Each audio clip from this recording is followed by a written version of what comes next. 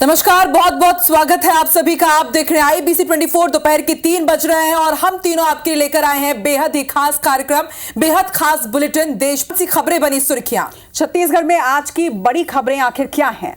और देश भर में वो कौन सी खबरें हैं जिन्होंने बटोरी आज की सुर्खियां, बताएंगे हम विस्तार से।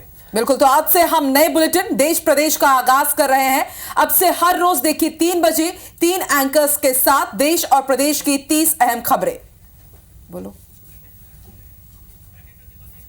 चलिए तो शुरुआत करते हैं, आगाज करते हैं इस महा बुलेटिन की। देश प्रदेश की खबरों से आपको अपडेट कराएंगे और शुरुआत करते हैं देश की उस सबसे बड़ी खबर के साथ जिसने आज हर भारतीय को परेशान किया। उम्मीद थी कि एक नया मेडल भारत की झोली में कंफर्म है, विनेश फोगाट वो मेडल लेकर आएगी, लेकिन सुबह एक दुखद खबर आई जब फाइनल से पहले विनेश फोगाट को अधिक वजन होने के कारण महिला कुश्ती 50 किलोग्राम से ओलंपिक कमेटी ने अयोग्य घोषित कर दिया। विनेश अब फाइनल में हिस्सा नहीं ले पाएंगी और ना ही उनको कोई मेडल मिलेगा। इस बार इस कैटेगरी में सिर्फ गोल्ड मेडल यूएसए की रेसलर को मिलेगा और कांस्य पदक मैच आयोजित होगा। इस बात की पुष्टि खुद इंडियन ओलंपिक एसोसिएशन ने की है। सबसे खास बात, आईओए ने यह बताया है, इंडियन ओलंपिक एसोसिएशन ने आज सुबह उनका वजन 50 किलोग्राम से कुछ अधिक, करीब 100 ग्राम अधिक पाया गया। वहीं दूसरी तरफ प्रधानमंत्री नरेंद्र मोदी ने सोशल मीडिया साइट एक्स पर पोस्ट करते हुए विनेश को शाबाशी दी, शुभकामनाएं दी। उन्होंने लिखा कि विनेश, आप चैंपियंस की चैंपियन हो, जो कुछ भी हुआ वो बेहद दुखद है।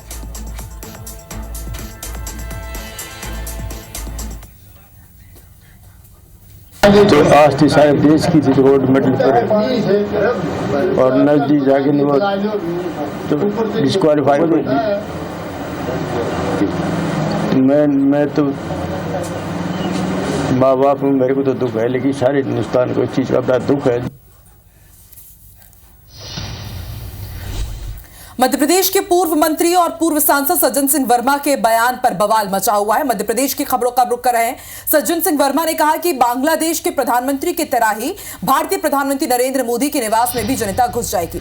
गलत नीतियों के कारण यहां भी बांग्लादेश जैसा हाल होगा। उन्होंने कहा है कि जिस तरीके से बांग्लादेश में गलत नीतियों के कारण शेख हसीना के निवास में जनता घुस गई और विरोध किया, उसी तरह नरेंद्र मोदी के प्रधानमंत्री कार्यालय में भी गलत नीतियों के कारण आक्रोशित जनता घुस जाएगी। उन्होंने कहा कि आक्रोशित जनता पहले श्रीलंका में प्रधानमंत्री निवास में घुसी है और अब बांग्लादेश में।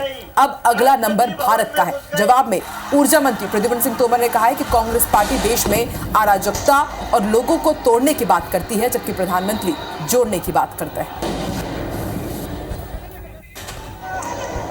एक दिन ये जनता जितने सड़क पे हिलोरे ले रही है, एक दिन तुम्हारी गलत नीतियों से तुम्हारे प्रधानमंत्री निवास में घुस जाएगी, कब्जा कर लेगी। अभी श्रीलंका में हुआ, पहले श्रीलंका में जनता प्रधानमंत्री के घर में घुसी, अब बांग्लादेश में घुसी। अब भारत का नंबर है। कांग्रेस सिर्फ देश में एक अराजकता का माहौल पैदा करने का बात करती है, लोगों को तोड़ने की बात करती है, जबकि देश के यशस्वी प्रधानमंत्री माननीय नरेंद्र मोदी जी जोड़ने की बात करते हैं और उनके उत्थान के लिए काम कर रहे हैं। और देश प्रदेश में अब बात करते हैं छत्तीसगढ़ की खबरों की। छत्तीसगढ़ पीएससी घोटाला मामले में आज रायपुर, बिलासपुर, भिलाई के साथ ही धमतरी में सीबीआई ने रेड की कार्रवाई की है। सीजीपीएससी के पूर्व अध्यक्ष टामन सोनवानी के पैतृक घर सीबीआई की टीम ने दबिश दी। बता दें कि सीबीआई के 13 अधिकारियों ने घर में मौजूद लोगों से पूछताछ की, साथ ही डॉक्यूमेंट्स को भी खंगाला है। टीम करीब 2 घंटे बाद यहां से लौटी है। वहीं बिलासपुर में कांग्रेस नेता राजेंद्र शुक्ला के निवास पर भी रेड की कार्रवाई की गई। शहर की यदुवंदन नगर, तिफरा के पुराने और नए आवास दोनों ही जगहों पर टीम इस वक्त भी मौजूद है। 5 से 10 सदस्यीय सीबीआई की टीम इस वक्त जांच कर रही है। सीबीआई की एफआईआर में कांग्रेस नेता राजेंद्र शुक्ला के बेटे का नाम भी शामिल है। वहीं भिलाई में पूर्व गवर्नर के सेक्रेटरी अमृत खलखो के घर सीबीआई की टीम पहुंची। तालपुर स्थित घर पर छापामार कार्रवाई चल रही है। साथ ही रिसाली कृष्णा टॉकीज रोड पर स्थित अमृत खलखो के दूसरे ठिकाने पर भी जांच इस वक्त जारी है। अमृत खलखो के बेटे और बेटी भी सीजीपीएससी में चयनित किए गए थे। आपको बता दें कि अमृत खलखो रिटायरमेंट के बाद गवर्नर के सेक्रेटरी रहे हैं। वहीं सीबीआई की कार्रवाई को लेकर सीएम विष्णुदेव साय ने एक्स पोस्ट में लिखा कि पीएससी मामले में कोई भी भ्रष्टाचारी नहीं बचेगा। अब सुशासन की सरकार में घोटालों की पूरी जांच हो रही है। कांग्रेस की सरकार ने पीएससी में घोटाले पर युवाओं के भविष्य के साथ खिलवाड़ किया था। इधर देश की एक और बड़ी खबर से आपको अपडेट करा दें। पेरिस ओलंपिक में 2 ब्रॉन्ज मेडल जीतकर देश का नाम रोशन करने वाली स्टार महिला शूटर मनु भाकर आज अपने वतन लौट आई। बुधवार सुबह मनु भाकर और उनके कोच जसपाल राणा दिल्ली एयरपोर्ट पर जैसे ही पहुंचे, बड़ी संख्या में फूल माला लिए ढोल नगाड़ों के साथ उनके समर्थक, उनके चाहने वाले, परिवार के सदस्य स्वागत करते नजर आए। इस दौरान बड़ी संख्या में लोगों का हुजूम उमड़ पड़ा। दिल्ली एयरपोर्ट पर मनु भाकर के माता पिता भी मौजूद थे। यहां पर स्वागत के दौरान मनु भाकर ने अपने फैंस को वो मेडल भी दिखाए जो उन्होंने जीते हैं। स्वागत के दौरान उनके कोच को भी लोगों ने काफ़ी बधाई दी, उनकी सफलता पर खुशी जताई। इधर हरियाणा के झज्जर की रहने वाली मनु भाकर ने जिस तरह women's individual 10 metre air pistol में और मिक्स्ड इवेंट में सरबजोत सिंह के साथ मिलकर ब्रॉन्ज मेडल जीता है, वो एक ही ओलंपिक में 2 मेडल जीतने वाली पहली भारतीय महिला बन गई है। मनु भाकर पेरिस ओलंपिक की क्लोजिंग सेरेमनी में भारत की ध्वजवाहक होगी। इसके लिए वो वापस दिल्ली से पेरिस जाएंगी। रविवार को क्लोजिंग सेरेमनी होगी पेरिस में, जहां मनु भाकर भारत को लीड करेंगी। बहुत खुशी हो रही है। जिस तरीके का स्वागत किया गया एयरपोर्ट पे भी और यहाँ होटल में भी, लीला पैलेस, मुझे बेहद खुशी है कि लोगों से इतना सारा प्यार मिल रहा है और इतना सपोर्ट कर रहे हैं। और मैं उम्मीद करती हूँ कि आगे भी ये यूं ही बरकरार रहेगा। मैं भी यूं ही मेहनत करती रहूँगी और अपना बेस्ट देती रहूँगी। गर्व की बात है कि एक भारत की 22 साल की मतलब छोटी बच्ची है जिसने देश के लिए इतिहास रच दिया। तो I think it's honour and I am the most I think proudest person that कि ओलंपिक वाला सपना जो मेरा रह गया था एक इसके माध्यम से पूरा हुआ। देखिए, मनु भाकर के कोच को आप सुन रहे थे। उन्होंने कहा है कि ओलंपिक का सपना जो उनका रह गया था उनको पूरा कर दिया है मनु भाकर ने। और देखिए, आज जब उनकी वतन वापसी हुई तो लोगों का हुजूम उमड़ा हुआ था, प्यार भर भर कर लुटा रहे थे। लेकिन अभी भी सबको उम्मीद है कि नीरज चोपड़ा एक बार फिर से गोल्ड पर निशाना जरूर साधेंगे। चलिए आगे बढ़ते हैं, रुख करते हैं मध्य प्रदेश की खबरों का। भोपाल में मोहन कैबिनेट की बैठक में अहम प्रस्तावों पर मुहर लगी है। कैबिनेट मंत्री कैलाश विजयवर्गीय ने जानकारी देते हुए बताया कि जल्द साइबर तहसील शुरू करने का फैसला लिया गया है। कैबिनेट को भी पेपरलेस बनाया जाएगा। 10 अगस्त को लाडली बहनों के अकाउंट में योजना की राशि ट्रांसफर की जाएगी। आदिवासी छात्रावासों की सुविधाओं को अपग्रेड करने के लिए टीम बनाई गई है। वित्त विभाग की 2 संस्थाओं को मिलाकर एमपीयू का गठन किया गया है। बजट के समय क्या क्या सावधानियां रखना है, इसका निर्णय वित्त विभाग का अब ये एमपीयू करेगा। अब साइबर तहसील चालू करने का भी निर्णय हो गया है। अभी तक नामांतरण की प्रक्रिया में, बंटवारे की प्रक्रिया में 75 दिन लगते थे। जैसे ही ये साइबर तहसील पूरे प्रदेश में चालू हो जाएगी, ये 25 दिन के अंदर, 30 दिन के अंदर सारे प्रकरणों का निराकरण हो जाएगा। अभी आप जानते हैं कि मैंने जैसे कहा कि नई तकनीकी, अब ई कैबिनेट, इसमें हम पेपरलेस व्यवस्था चाह रहे हैं। पेपरलेस व्यवस्था मतलब समझ लीजिए कि यह ग्रीन स्टेट की तरफ बढ़ता हुआ हमारा एक कदम है, क्योंकि 1 टन कागज में 17 पेड़ कटते हैं और इसलिए कागज का उपयोग कम से कम हो, ये बहुत ज़्यादा ज़रूरी है। और ई कैबिनेट प्रणाली के अंतर्गत हमने थोड़ा सा शासन के जो कार्य नियम है उसमें संशोधन किया है, जिससे कि ई गवर्नमेंट की गवर्नेंस ये हो सके। तो मध्य प्रदेश के मोहन कैबिनेट के फैसलों की डिटेल्स के बाद अब छत्तीसगढ़ में साई कैबिनेट में क्या अहम फैसले हुए ये भी आपको बताते हैं। आज राजधानी रायपुर में साई कैबिनेट की बैठक हुई, जिसमें कई अहम फैसले हुए। डिप्टी सीएम अरुण साव ने फैसलों की पूरी जानकारी दी और बताया कि गुरु घासीदास तमोर पिंगला टाइगर रिजर्व बनाया जाएगा। ये टाइगर रिजर्व 2829 वर्ग किलोमीटर में फैला होगा।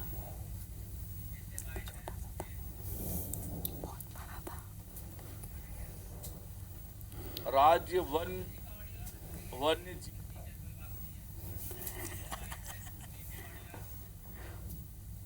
गुरु घासीदास राष्ट्रीय उद्यान तथा तमोर पिंगला अभयारण्य के क्षेत्र को सम्मिलित करते हुए 2829.387 वर्ग किलोमीटर क्षेत्र में गुरु घासीदास तमोर पिंगला टाइगर रिजर्व अधिसूचित करने का निर्णय लिया गया है।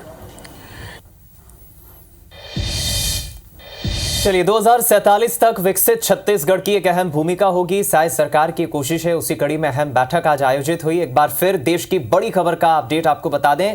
कांग्रेस नेता सलमान खुर्शीद ने मंगलवार को कहा कि बांग्लादेश में जो कुछ हो रहा है वो भारत में भी हो सकता है, हालांकि सब कुछ सामान्य लग सकता है। पूर्व केंद्रीय मंत्री सलमान खुर्शीद शिक्षाविद मुजीबुर रहमान की किताब की लॉन्चिंग के मौके पर मीडिया से बात कर रहे थे और इस दौरान उन्होंने बयान देते हुए कहा कि कश्मीर में सब कुछ सामान्य दिख सकता है, यहां सब कुछ सामान्य लग सकता है, हम जीत का जश्न मना रहे होंगे। हालांकि निश्चित रूप से कुछ लोगों का मानना है कि वो जीत या 2024 की सफलता शायद मामूली थी, शायद अभी भी बहुत कुछ करने की जरूरत है। जिस पर प्रतिक्रिया देते हुए बीजेपी ने कहा है कि चुनाव में हार की खींच साफ दिखाई दे रही है। लगातार बांग्लादेश में जो हिंसा हुई है उसके बाद देश में विपक्ष को एक बड़ा मौका मिला है। इंडिया गठबंधन के कई पार्टी, कई प्रमुख दलों के नेता इस पर काउंटर कर रहे हैं, सरकार का पक्ष भी जान रहे हैं और सरकार को घेरने की कोशिश भी कर रहे हैं। मुजीबुर रहमान द्वारा लिखा हुआ ये किताब था, उसमें भारत में एक तरह से प्रोटेस्ट होंगे, भारत में आगजनी होगी, जो बांग्लादेश में हुआ है वो भारत में होगी, इसकी चेतावनी कांग्रेस पार्टी की तरफ से सलमान खुर्शीद जी ने दिया है। और कई दिग्गज जो वहां मौजूद थे, शशि थरूर से लेके अन्य नेता भी वहां मौजूद थे, एक तरह से उनकी स्वीकृति थी। जो देश का आज मुख्य विपक्ष है वह भी यही चाह रही है। चुनाव में जीत नहीं पा रहे हैं, तो चुनाव में जीत नहीं पाने के कारण अपना खींच बैक गेट से इस प्रकार की अराजकता को फैला करके हिंदुस्तान को बर्बादी की ओर ले। देखिए, सलमान खुर्शीद ने यह बयान दिया है और कुछ इसी तरह का बयान आपसे थोड़ी देर पहले आपने सुना। कांग्रेस के नेता है सज्जन सिंह वर्मा, उन्होंने भी कुछ इसी तरह की चिंता जाहिर की है। जाहिर सी बात है, ना सिर्फ देश में बल्कि मध्य प्रदेश में भी इसको लेकर के काफी सियासत हो रही है। वैसे सियासत एक और मुद्दे को लेकर हो रही है। मध्य प्रदेश में नर्सिंग कॉलेज के फर्जीवाड़े के बाद अब प्रदेश के बीएड कॉलेज कटघरे में है, जिसकी जांच एसटीएफ कर रही है। लेकिन एसटीएफ की जांच में ग्वालियर का जीवाजी विश्वविद्यालय सहयोग नहीं कर रहा है।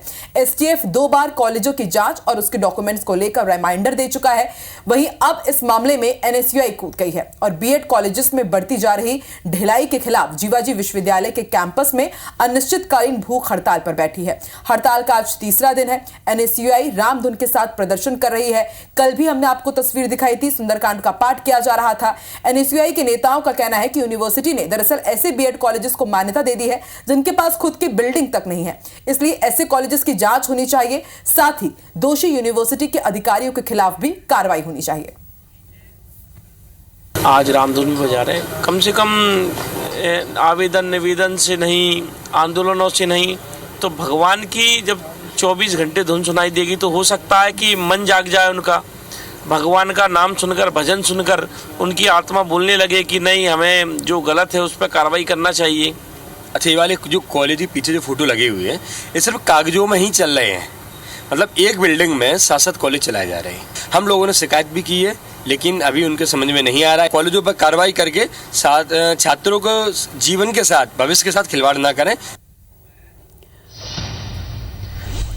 तो एक तरफ मध्य प्रदेश में छात्रों के भविष्य के मामले को उठाया जा रहा है, तो दूसरी तरफ छत्तीसगढ़ में हाथियों के आतंक का मामला दिल्ली तक पहुंच चुका है। प्रदेश के कैबिनेट मंत्री रामविचार नेताम ने मंगलवार को केंद्रीय वन एवं पर्यावरण मंत्री भूपेंद्र यादव से सौजन्य मुलाकात की। नेताम ने केंद्रीय मंत्री को इस दौरान प्रदेश में हाथियों के कारण ग्रामीणों को हो रही समस्याओं से अवगत कराया। उन्होंने बताया कि हाथियों के विचरण से छत्तीसगढ़ के ग्रामीण इलाकों में, सुदूर क्षेत्रों में फसलें बर्बाद हो रही हैं और लोगों की सुरक्षा पर भी लगातार खतरा बना हुआ है। इसके समाधान के लिए प्रभावित इलाकों में सोलर लाइट की सुविधा प्रदान करने का आग्रह भी उन्होंने किया। साथ ही इन जगहों पर वर्टिकल सोलर फेंसिंग लगाने की जरूरत पर जोर डाला। मंत्री नेताम ने केंद्रीय मंत्री से हाथी मित्र दलों के लिए आर्थिक सहायता की मांग भी रखी है। वहीं इन तमाम मांगों को लेकर भूपेंद्र यादव ने उचित कार्रवाई किए जाने और हर संभव सहयोग देने की बात कही है।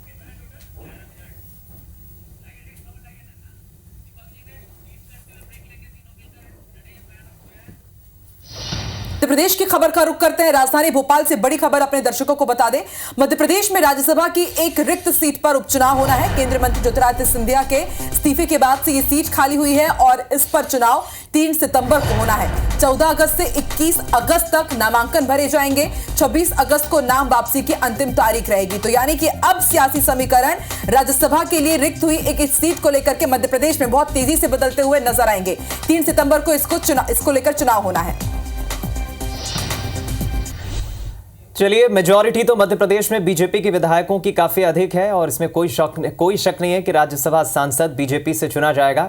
इधर देश की एक बड़ी खबर आपको बता दें, बांग्लादेश में तख्ता पलट के बाद कट्टरपंथी इस्लामिक समूह हिंदुओं पर लगातार हमले कर रहे हैं और इन कट्टरपंथी दंगाइयों के हमले में 20 लोगों की जान जा चुकी है। जमात-ए-इस्लामी गुट के कट्टरपंथियों ने 27 जिलों में चुन कर हिंदुओं के घरों, मंदिरों और व्यापारिक प्रतिष्ठानों पर हमले करना शुरू कर दिए हैं। कई दुकानों और घरों को ये दंगाई आग लगा रहे हैं। कई जगह बेहद विचलित कर देने वाली कई तस्वीरें आई है अलग अलग जगहों से। सैकड़ों हिंदू परिवार भारत बांग्लादेश की सीमा पर भाग कर आ चुके हैं, जहां वो खुले में रात बिताने को मजबूर हैं।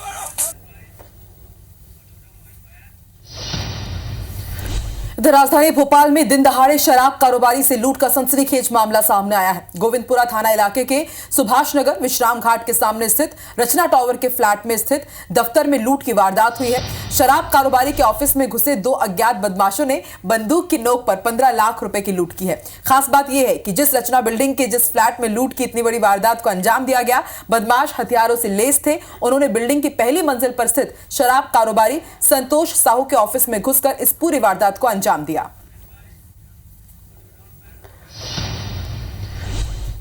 इधर छत्तीसगढ़ में मवेशियों को झारखंड ले जा रहे 2 पशु तस्करों को जशपुर पुलिस ने पकड़कर जेल भेजा है। आरोपी जंगलों के रास्ते 12 मवेशियों को झारखंड लेकर जा रहे थे। सूचना के बाद लोदाम बॉर्डर के पास जशपुर पुलिस ने तस्करों को पकड़ा। आपको बता दें कि जशपुर पुलिस गौ तस्करी बंद करने के लिए लगातार काम कर रही है।